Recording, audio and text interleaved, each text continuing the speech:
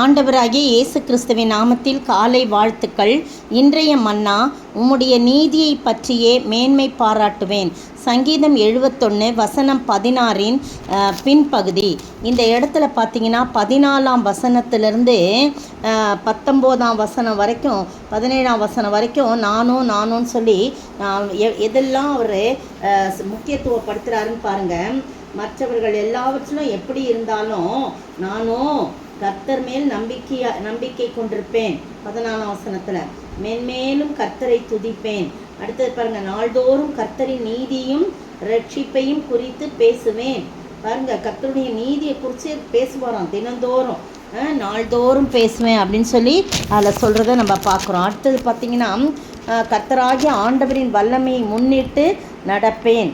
கர்த்தருடைய நீதியை பற்றியே மேன்மை பாராட்டுவேன். இன்றைக்கு இப்போ வாஸ்த வசனம். அடுத்தது பார்த்திங்கன்னா, கர்த்தருடைய நீதி சிறு வயது முதல் போதனைகளை கேட்பதால் கர்த்தரின் அதிசயங்களையும் அறிவித்து வந்தேன், இன்னும் அறிவிப்பேன் என்று சங்கீதக்காரனுடைய தீர்மானங்களை நாமும் ஏற்றுக்கொண்டு செயல்பட அழைக்கப்படுறோம். இந்த காலை வேளையில் அவருடைய நீதியை பற்றி மேன்மை பாராட்டணுமா? அவருடைய நீதி என்பது என்னன்னு பார்க்கும்போது, அவருடைய நீதி நித்திய நீதி, அது நிரந்தரமானது, எப்போதும் இருக்குது. அப்படி இன்றைக்கி ஒரு மாதிரி நீதி பேசுது, நாளைக்கு ஒரு மாதிரி இல்லை. அவருடைய நீதி உண்மையானது, அது உன்னதமானது. பாருங்கள், சங்கீதம் 119 142 அவருடைய நீதி நித்திய நீதி, உன்னதமானது. 71 அதே சங்கீதத்தில் 19ஆம் வசனம், உம்முடைய நீதி உன்னதமானது, பெரிதானவைகளை நீர் செய்கிறவர், உமக்கு நிகரானவர் யார் என்று சொல்லப்பட்டிருக்கு. அதே 71 24 பார்த்தீங்கன்னா, என் நாவும் உம்முடைய நீதியை நாள்தோறும் சொல்லும் அப்படின்னு சொல்லுது. பாருங்கள், அதே மாதிரி 56 பார்த்தீங்கன்னா, உம்முடைய நீதி வானங்கள்லாம் அறிவிக்குது, வானங்களும் அந்த நீதியை அறிவிக்குது. அப்போ நம்ம என்ன செய்யணும்? நம்ம எப்போவுமே அவருடைய நீதியை குறித்து நாம் சொல்ல வேண்டும், மேன்மை பாராட்ட வேண்டும். நம்முடைய ஆண்டவர் நீதியுள்ள நியாயாதிபதி, அவர் நியாயம் செய்கிறவர், அவர் ஒரு நாளும் அநியாயமோ அநீதியோ இழைக்கிறவர் அல்ல. சங்கீதம் 5:8 நீதி செவ்வையானது. அதே 11:7 நீதி செம்மையானது, செவ்வையான வழி உள்ளது, அது செம்மையானதாயும் காணப்படுகிறது. பாருங்கள், அந்த நீதி மகத்தான பர்வதங்களை போலவும் அவருடைய நியாயம் மிகவும் ஆழமானதாக இருக்கும். மகத்தான பர்வதம்னா உயரம், அவருடைய நீதி உயரமானது, அவருடைய நியாயம் மிகவும் ஆழமானதுன்னு 36:6 சொல்லப்பட்டிருக்கு. நீங்களும் நானும் தினந்தோறும் அவருடைய நீதியையும், 15ஆம் வசனம், என் வாய் நாள்தோறும் உமது நீதியையும் உமது ரட்சிப்பையும் சொல்லும், அவைகளின் தொகையை நான் அறியேன். அவ்வளோ சொல்லலாம், அவரோட நீதியை குறித்து சொல்லணும்னா அவ்வளோ சொல்லலாம், அது தொகையை எண்ண முடியாது. நானும் உம்முடைய வல்லமை, கர்த்தருடைய வல்லமையை முன்னிட்டு நடப்பேன். உம்முடைய நீதியை பற்றின்றது வேற, பற்றியன்றது வேற.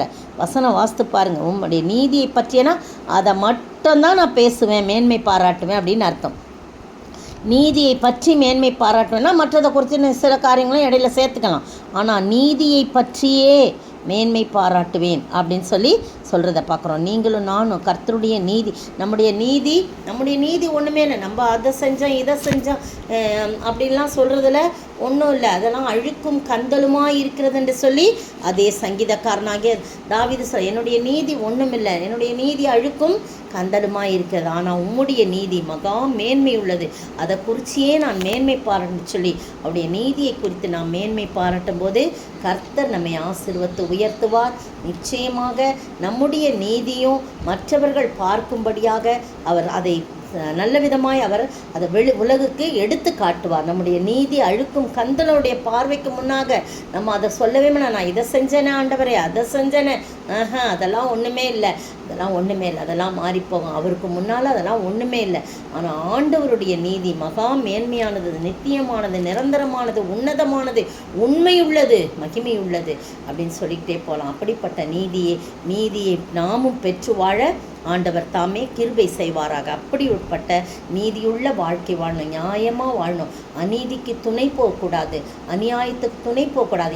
ஏனென்றால் என் ஆண்டவர் நீதியுள்ள நியாயாதிபதி. அவர் தான் நமக்கு எந்த ஒரு காரியத்திலும், அது பணமே கொடுத்து, சில பேர் பணத்தை கொடுத்து நம்மை நம்ம மதிமயங்க செய்வார்கள். எப்படி பார்த்தீங்களா,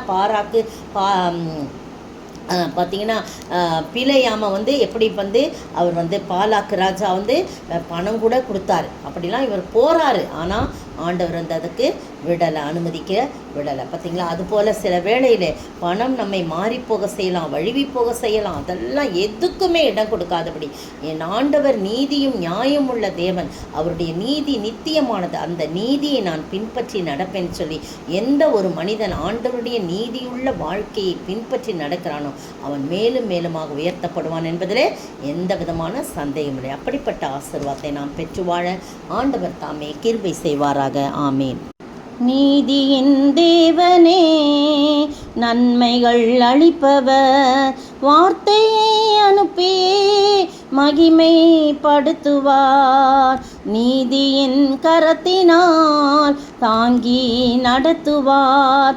கர்த்தரே என்பென், எதற்குமே அஞ்சிடேன். ஜெயம் கொடுக்கும் தேவனுக்கு கோடி கோடி ஸ்தோத்திரம். வாழ்வழிக்கும் இயேசு ராஜாவுக்கு வாழ்நாளெல்லாம் ஸ்தோத்திரம்.